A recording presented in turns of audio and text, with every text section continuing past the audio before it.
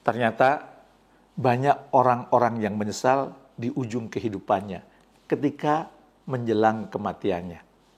Dan supaya Anda tidak menyesal di ujung kematian Anda, di ujung kehidupan Anda perlu tahu kira-kira apa saja sih hal-hal yang disesali oleh mereka itu. Bronnie Ware, seorang perawat dari Australia, sudah menceritakan ini di dalam bukunya tentang 5 hal yang sering disesali oleh orang-orang hidup di muka bumi ini. Apa kelima hal itu? Simak video ini hingga tuntas.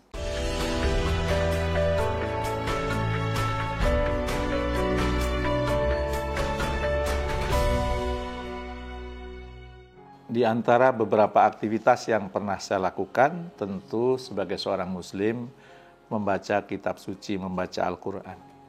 Dan ternyata di Al-Quran itu ada ayat yang menjelaskan bahwa nanti di akhirat banyak orang-orang yang menyesal.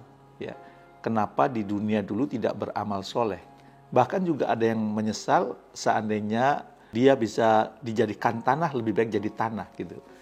Akhirnya saya mencari berbagai literatur ya. Kira-kira apa sih yang membuat penyesalan-penyesalan yang dialami oleh mereka yang kemudian mungkin tidak dilakukan ketika hidup di muka bumi ini. Tentu penyesalannya adalah apa? Banyak hal di muka bumi ini yang dia lakukan kurang gitu. Amal solehnya kurang gitu. Amal solehnya belum banyak. Seandainya hidupnya dihabiskan untuk ibadah gitu.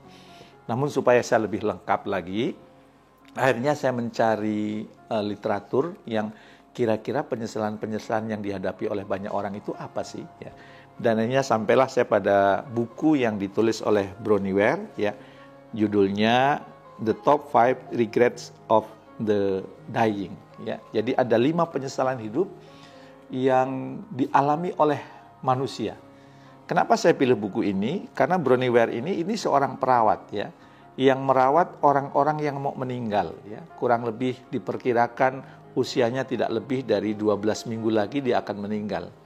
Kemudian selama karirnya ini, ya, dia bertanya kepada orang-orang yang mau meninggal itu, kira-kira apa sih penyesalan yang Anda alami sekarang ini di kehidupan Anda sebelumnya itu?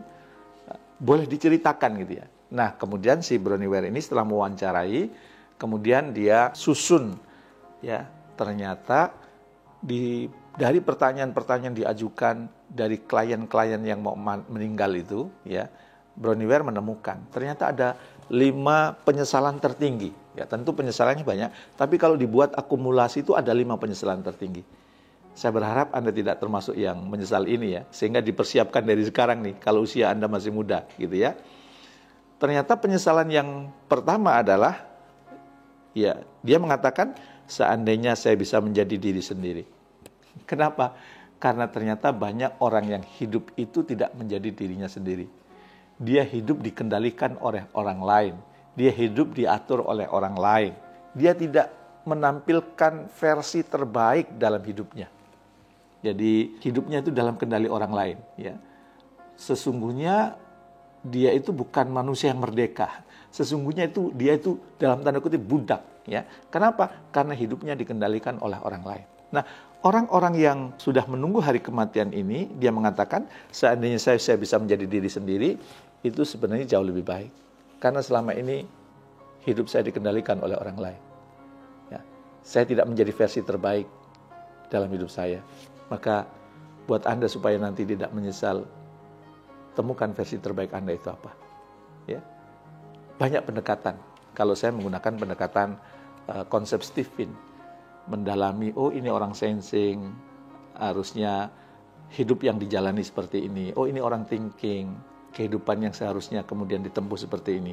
Oh orang ini orang intuiting, maka kehidupan yang seharusnya lebih optimal seperti ini. Oh ini orang feeling, seharusnya kehidupan yang lebih dalam, lebih bermakna ini. Dan oh ini orang insting, supaya kehidupannya berkontribusi besar itu seperti apa. Nah, saya orang feeling. Saya menjalani hidup saya ya pakai gaya feeling.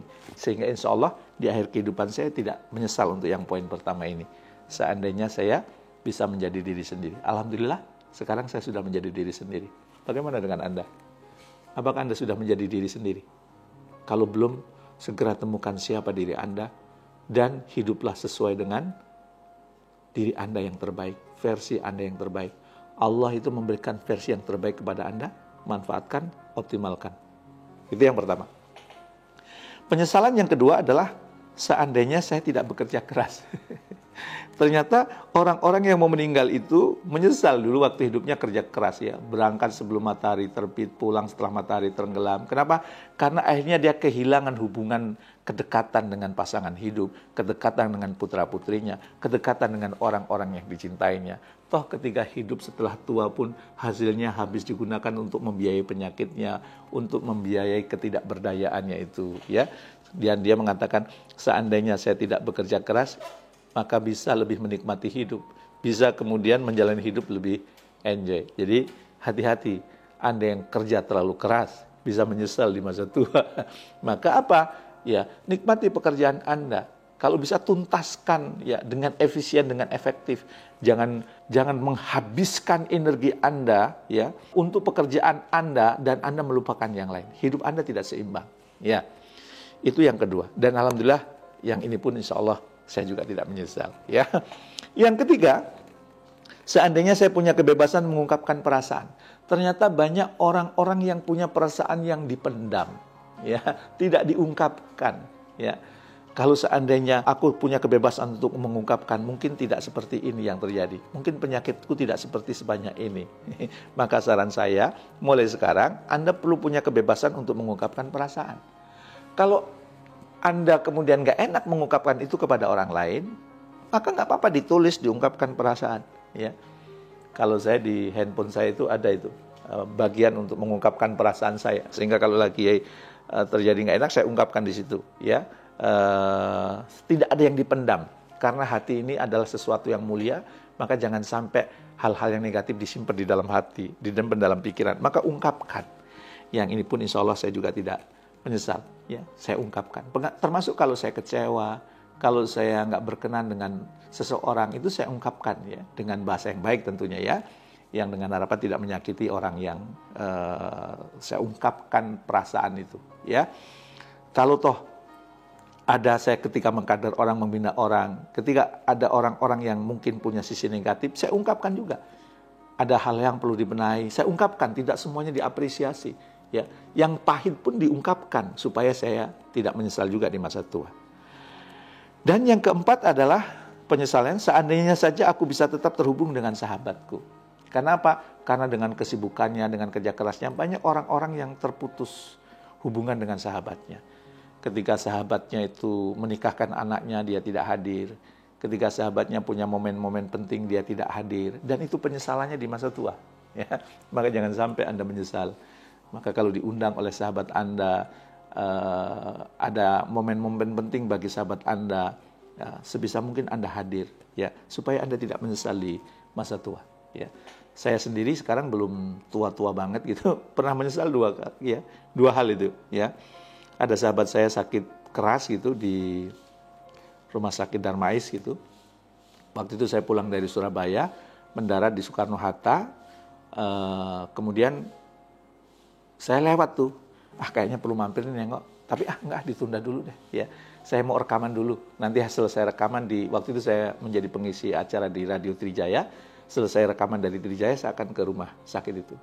Begitu kemudian saya ke Trijaya, rekaman, selesai rekaman saya mau menuju rumah sakit, ternyata saya sudah dapat SMS, dulu SMS ya, WhatsApp belum terkenal sekarang, innalillahi wa inna ilaihi raji'un.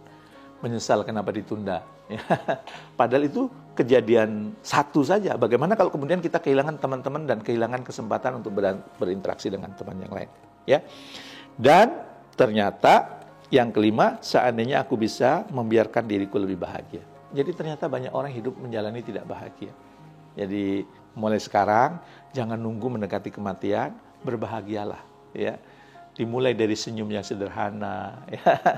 Dimulai kemudian dengan mensyukuri berbagai kenikmatan, berbagai kebahagiaan yang Anda terima dari Sang Maha Kuasa, dari Allah Subhanahu Wa Taala. Insya Allah, ketika Anda mendekati kematian, Anda tidak akan menyesal, sebagaimana orang-orang yang mendekati kematian yang didampingi oleh Bronnie Ware ini, ya, dari Australia. Ya. Nah, maka yuk sibukkan hidup kita dengan melakukan berbagai kebaikan. amal soleh, mendekat kepada Allah supaya tidak menyesal di akhirat, ya. Dan kemudian ditambah dengan 5 poin yang saya sampaikan ini. Insya Allah mendekati anjal Anda tidak menyesal, nanti ketika menghadap Allah juga tidak menyesal. Praktekkan.